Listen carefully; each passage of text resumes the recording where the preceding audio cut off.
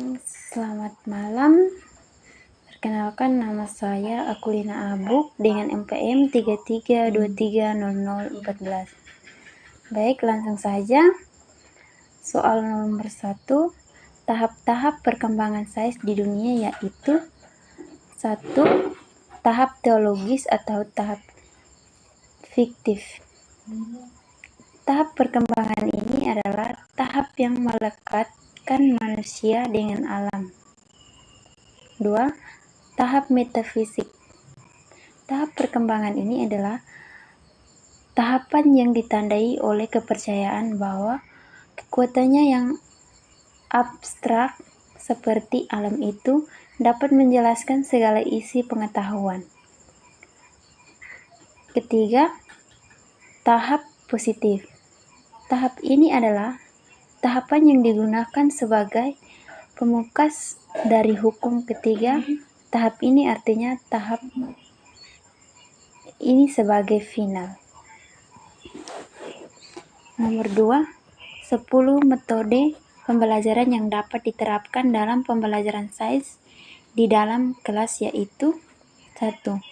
Metode eksperimen adalah sebuah metode pengajian pelajaran yang digunakan oleh para siswa untuk melakukan percobaan dengan cara pembuktian. 2. Metode demonstrasi adalah salah satu metode yang bertugas untuk mengajar dengan cara memprakarakan barang kejadian aturan baik secara langsung maupun melalui media pembelajaran. 3. Metode Sing-Sai adalah metode diskusi yang digunakan pada kelompok. 4. Metode investigasi adalah metode yang dilakukan secara kelompok maupun individu. 5. Metode studentia adalah metode kombinasi dari metode ceramah dan diskusi.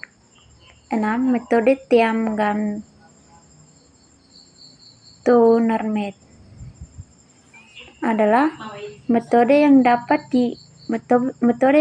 melibatkan peserta didik tanpa memperbedakan status. 7. Metode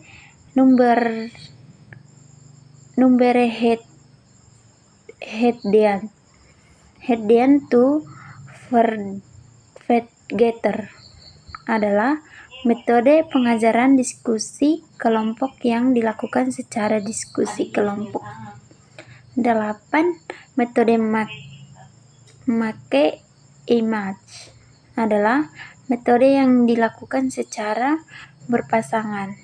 9. Metode Think, Pair, and Share adalah metode yang muncul dari hasil penelitian. 10. Metode Role-Playing adalah metode yang digunakan untuk mengarahkan peserta untuk meniru aktivitas.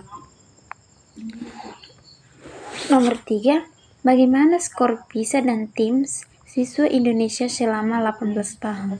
Skor PISA dan TIMSS ini dapat membantu mengingatkan sumber daya manusia untuk dipelajari oleh negara-negara untuk mempersiapkan sumber daya manusia dalam meningkatkan kemampuan.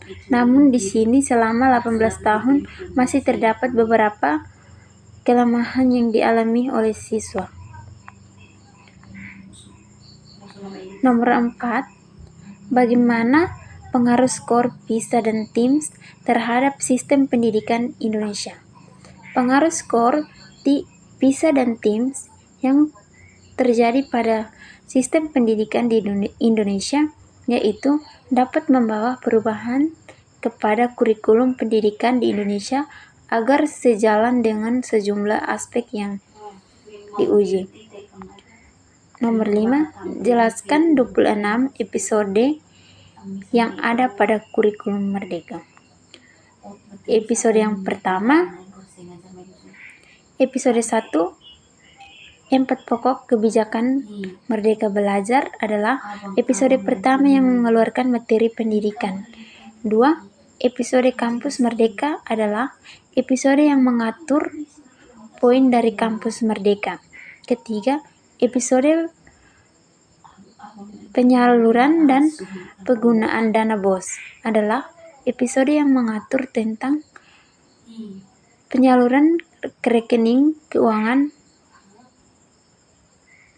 Keempat, episode program organisasi pergerakan adalah episode yang dapat memberikan kebijakan atau mendorong hadirnya penggerak.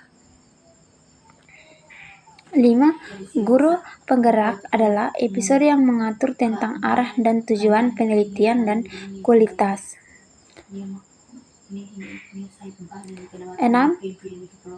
Episode transformasi dana pemerintah untuk perguruan tinggi adalah episode yang mengatur tentang pendanaan PTN dan mesting untuk kerjasama dengan mitra.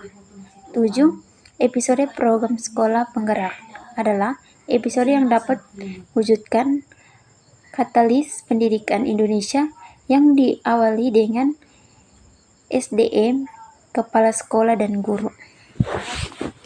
8. Episode sekolah menengah kejuruan pusat adalah episode yang dapat menghasilkan lulusan yang terserap di dunia kerja.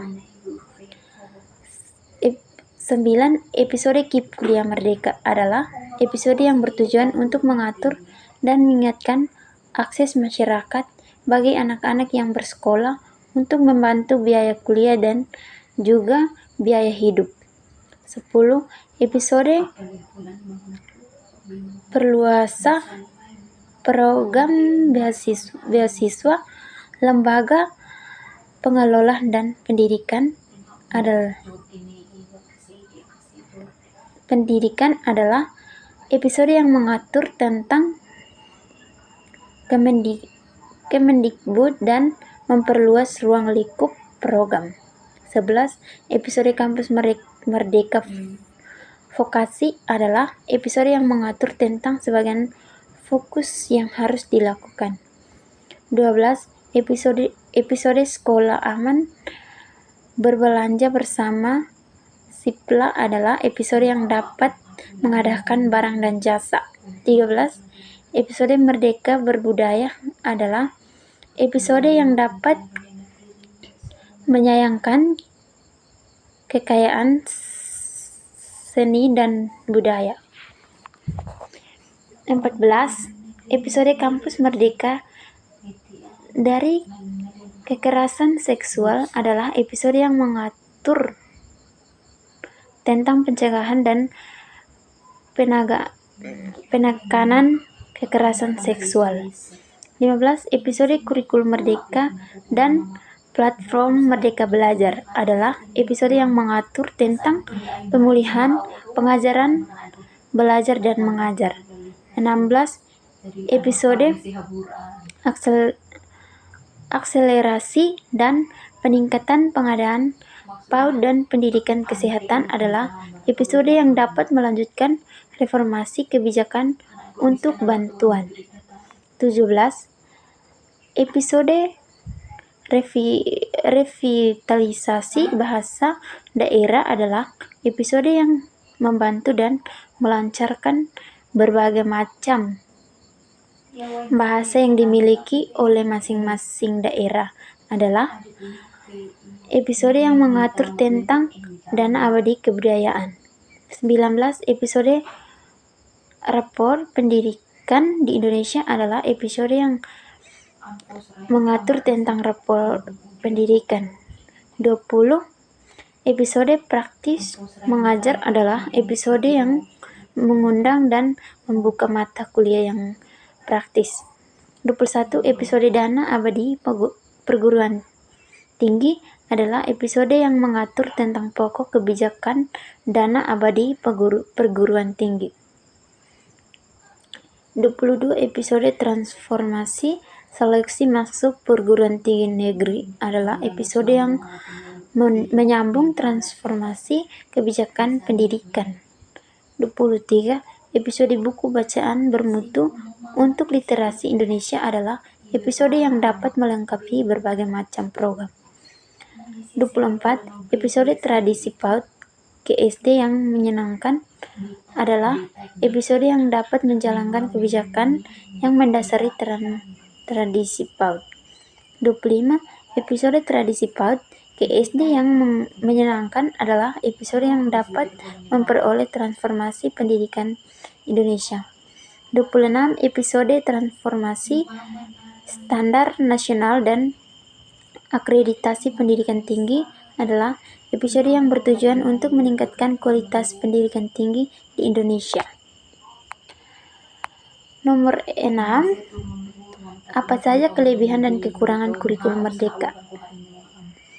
Kelebihan kurikulum merdeka yaitu dapat mendorong siswa untuk menjadi lebih aktif, kreatif, inovatif, dan mandiri dalam belajar, mengembangkan potensi belajar. Kekurangan dari kurikulum merdeka yaitu zaman kebutuhan waktu dan sumber daya yang lebih besar, mengurangi standarisasi pendidikan, memerlukan peran aktif siswa dan kurangnya mengembangkan pembelajaran. 7. Apakah Anda setuju Indonesia perlu terus mengubah kurikulum pendidikan? Menurut saya, kurikulum pendidikan harus diubah terus sehingga dapat memastikan bahwa pendidikan yang layaknya diberikan itu tetap relevan dengan tuntunan zaman atau sesuai dengan perkembangan zaman. Sekian dan terima kasih.